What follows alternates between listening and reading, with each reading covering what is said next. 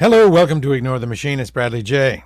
I heard somebody say something the other day that made me realize that even I don't realize the massive disconnect between generations. Here's what I heard. I was sitting in an eyewear shop, and a kid, I would say somebody like, I don't know, 28, talking about hitchhiking, and he said that, Uber was so dangerous that it was equivalent to hitchhiking. Taking an Uber was so risky that they're sort of equivalent risks, hitchhiking and taking an Uber. And I thought, wow, dude, you have no clue. Not only do you have no clue about that thing, you have no clue about my experience.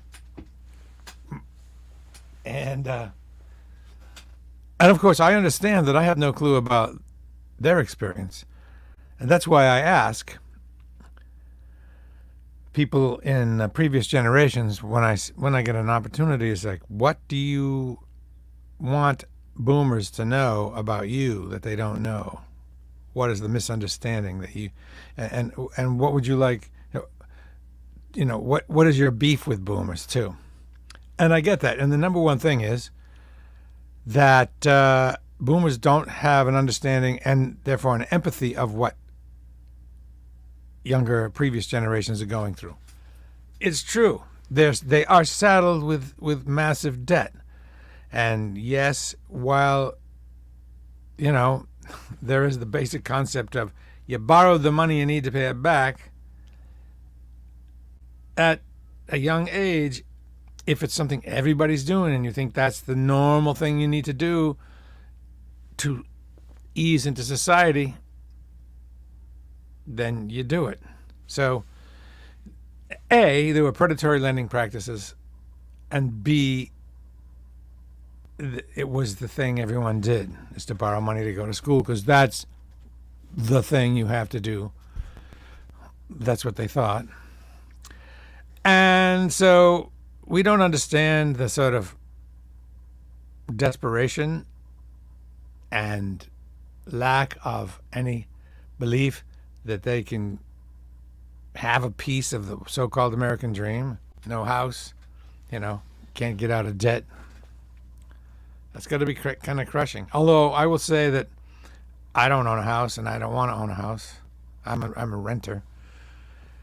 But that's me. So, yeah, boomers don't understand the kids, but the kids don't understand the boomers. And I don't know if my experience is different than other boomers, but back when it comes to hitchhiking, being equivalent to taking an Uber, and Ubers were so dangerous that it was equivalent to hitchhiking, is nuts and shows an extreme gap between the generations. So let me ask you this let me ask you this, young man. I'll give you some experiences that happened hitchhiking, and you tell me if it happens a bunch, or has ever happened to you when you're taking an Uber. And I do understand that there is some risk, especially primarily for females with Uber, but it's nothing like hitchhiking. Let me think. First, let me say, hitchhiking, I don't know if it was as common for everyone as it was for me, but it was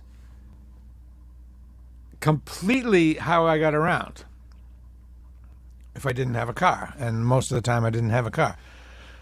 First car I had was a 67 Mustang 3-speed, and it didn't last long because I put the wrong kind of oil in it. Next car I had was a 67 Chevy Bel Air, which for some reason I recently had a dream about. But other than that, for, long stretches of time, I had no car. So hitchhiking was the way to get around.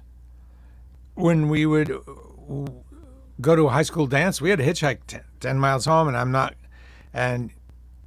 not going to be saddled with the whole, it was an old guy talking about how tough it was back in the day. It was the experience. And if we're expected to appreciate and empathize with current folks' experience, they need to shut up about the boomer thing and understand our experience. Yeah, had to get if you wanted to come home, if you wanted to go to the dance at high school after the game, had to hitchhike home. 10 miles in the night, getting picked up by um, predatory sex people, drunks, in particular, a raging snowstorm. You're standing there, freezing at a place actually called Frostbite Corner. No cars. It's midnight. Car goes by. Cars goes by. You're freezing.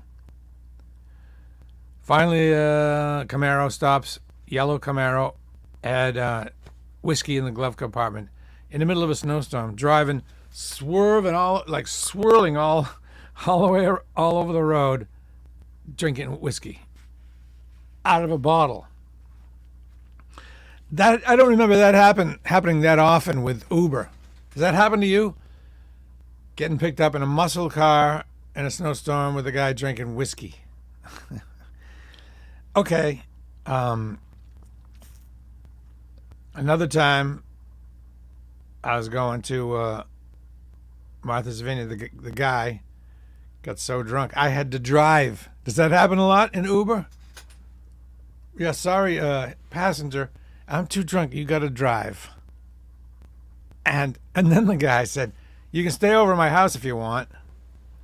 It's a big house in Hyannis. Does that happen in Uber a lot? I did stay over. I woke up, the guy was gone. I was in this house all alone. And I realized, wow, if somebody comes home, they're going to think I'm breaking in. So I left. Unfortunately, I left my red Wet Look members only jacket there. Lots of times you'd be hitchhiking and it'd be like, hey, you want to pull over and have sex? Dudes, I'm talking dudes would ask me this. You're like, no, thanks. Can you just let me out? Does that happen a lot with Uber? Maybe. I don't think so. I don't think it's the same. There are a gazillion stories. And another time, I was coming from Maine, like way up in Maine, Mount Desert Island, Maine. And some woman says, "You want to come to my house, have sex with me? My husband's away." I did not go. Because it could have been a setup, right? Could have gone in there and gotten beaten up. And then there's this story. I've told it before, but it is a shocking story and it's true as heck. It was at a party. Someone said, "You want to go to Fort Dix, New Jersey to visit our friend Gary." Gary Hockenhull was his name. And I said, "Yeah, let's hitchhike." It was midnight, so we left. We made it through Boston late at night, I remember, in a Cadillac with no suspensions, like flopping all over the place. Got down on Rhode Island.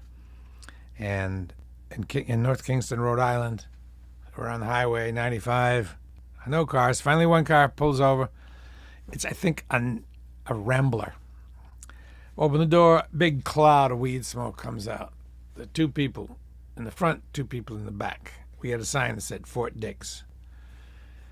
So, whoa, this is kind of, definitely these people were messed up. And got all of a sudden off the highway. We realized we were off the highway. And we blasted through what they thought was a toll booth. They saw a toll booth up ahead and said, "Oh, there's no one in it. Let's just blast through." Turns out it wasn't a toll booth. It was, in fact, the entrance, the checkpoint for the Quonset Point military installation in Rhode Island, turns out. So all these helmeted MPs came out of nowhere, surrounded the car, said license registration to the driver. He didn't have either.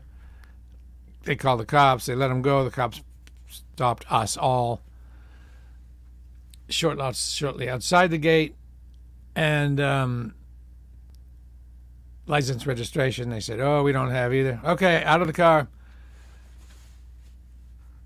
Feet back and spread them. Give me your hands. They cuffed these people. Took them away. For some reason, they didn't cuff us. Because it might have been I mean, we said, we're not with these people. We're hitchhiking. Here's our sign. And they kind of believed us because we just looked different. Goofy, probably. Younger. And so we all had to go to the police station. And then later these people, so this car was stolen. Later, one of the ringleader came out to get some water or something. He looked at us and said, if it wasn't for you guys, we wouldn't be in this mess, which is completely not true. And these are just a few things. So to say that Uber, the dangers of Uber are equivalent to the dangers of hitchhiking is nuts.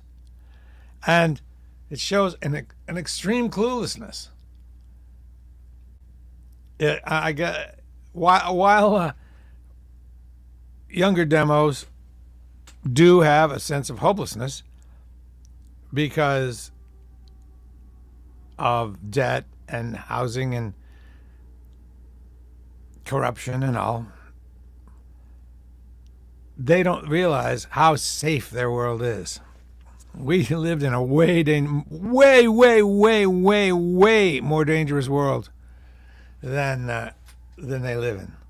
They got no clue about that. So, sure, I'll have a little empathy.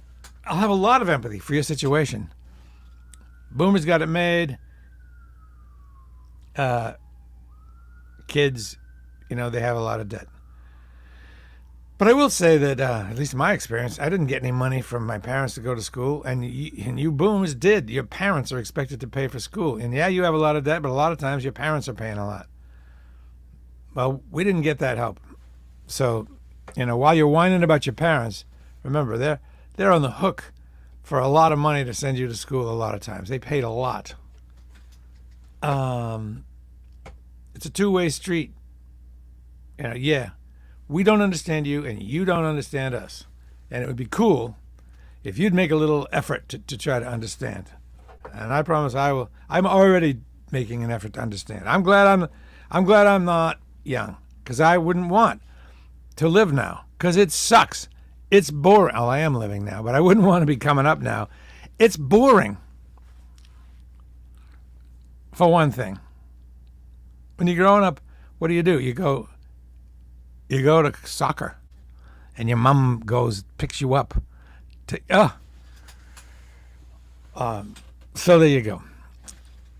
Let's try to work together and really make an effort to understand each other between the generations instead of being dismissive. And one final thing. It was hip to say, in response to something to you, okay, boomer. Will you tell the person that said to that, you know what? That's ageist. And that is just like racism and sexism. Ageism. I can't help how old I am. Not my fault. And for you to make a comment like that is akin to sexism. It's something I can't help. And if you judge me because I'm a member of a group regarding something that is beyond my control because I'm a member of that group, that's not cool. And if somebody at work says that, tell the boss. And if the boss does nothing, sue the company. Ageism is a thing, and it's an overlooked thing. Anything else? No, I guess that's it. Bye for now.